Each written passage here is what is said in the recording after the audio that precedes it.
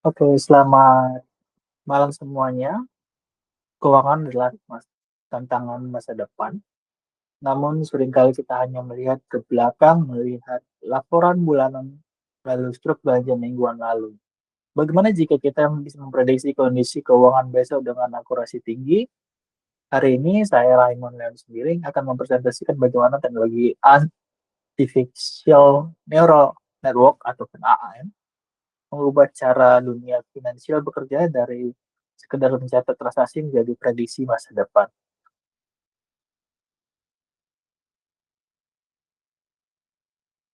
Masalah dalam prediksi tradisional. Mengapa kita butuh AI? Ya? Kenapa Excel saja tidak cukup? Masalah utamanya adalah dalam data keuangan adalah sifatnya yang non-linear dan chaotic. Pola belanja manusia ataupun pergerakan paham dan pasar saham tidak selalu membentuk garis lurus. Ada faktor emosi, tren musim, hingga kondisi darurat. Metode statistik lama sering gagal memprediksi hal ini. Di sini AN, ANN masuk sebagai solusi yang mampu membaca pola kekacauan tersebut.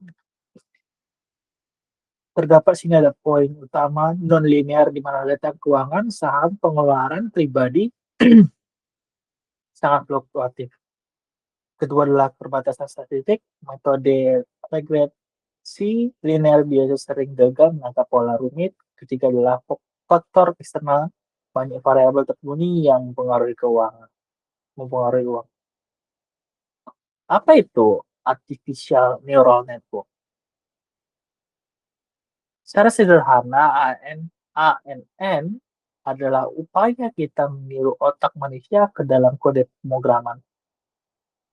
Jika otak kita punya miliar sel saraf untuk mengenali wajah teman, ANN punya node buatan untuk mengenali pola data.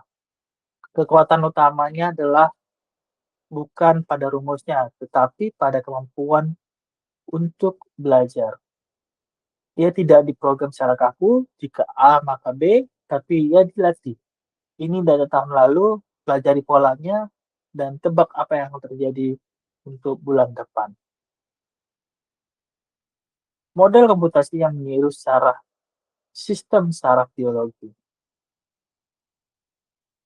Konsep dasarnya biomimikri atau meniru cara kerja neuron otak manusia. Unit dasarnya neuron atau node, bobot atau weight, dan bias. Kemampuannya belajar dari kesalahan. Arsitektur ANN ataupun the engine. Di sini terdapat konsep dasarnya input layer, data manusia, data masuk, contoh riwayat transaksi, inflasi pendapatan. Hidden layer, proses ekstraksi fitur dan pembobotan.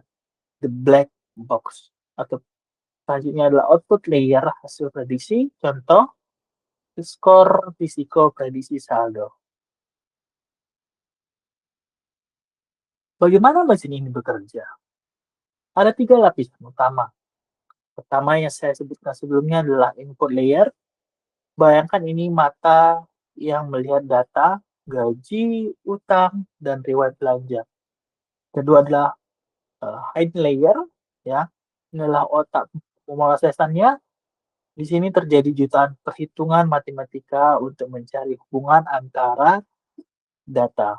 Misalnya AI menemukan pola bahwa setiap tanggal tua pengeluaran untuk hiburan turun. Terakhir adalah apa? Output layer.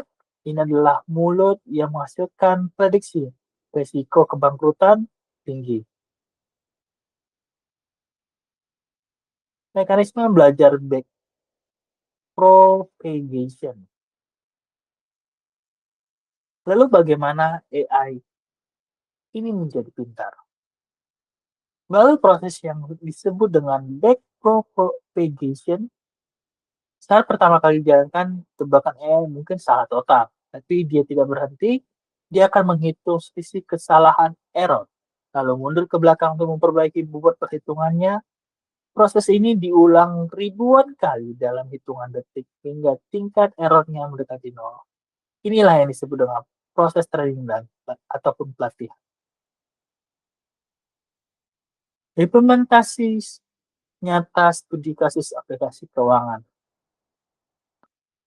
Dalam konteks modern seperti aplikasi yang sederhana yang saya sempat riset, AN digunakan untuk personalized forecasting.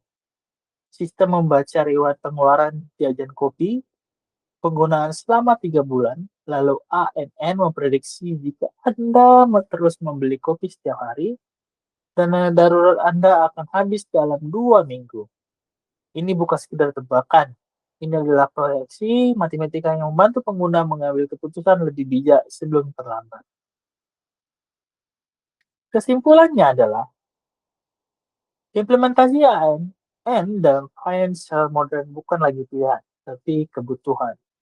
Teknologi ini mengubah peran aplikasi dari sekedar pencatatan menjadi penasihat cerdas.